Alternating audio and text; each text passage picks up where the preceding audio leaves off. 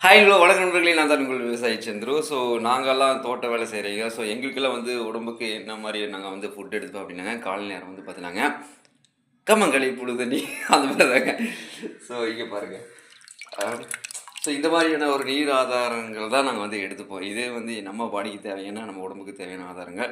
So இது வந்து எப்படியாங்க 1 நாள் 2 நாள் புழுதண்ணி தான் எடுத்துப்போம். ஸோ அப்போ தான் புளிச்சிருக்குன்னு சொல்லுவாங்க. புளிச்சது அப்படின்னா வந்து உங்களுக்கு வந்து எப்படின்னா கொஞ்சம் அது ஒரு மணமா வந்து அ இருக்குன்னு வச்சுக்கங்களேன். ஸோ அதில அவ்வளவு நுண்ணூட்ட சத்துக்கள், நம்ம உடலுக்கு தேவையான வந்து அனைத்து விதமான சத்துக்களும் வந்து இருக்குங்க. ஸோ நாங்க காலை நேரம் வந்து பார்த்தீங்கன்னா, மேக்ஸிமம் 100க்கு 99% நாங்க வந்து சுடு தண்ணி தான் எடுத்துப்போம். அதே சமயம் மதியானமும் எடுத்துப்போம். ஸோ இட்லி இதெல்லாம் வந்து பார்த்தீங்கன்னா, ஏதோ ஒரு நாளைக்கு எடுத்துக்குவோம்.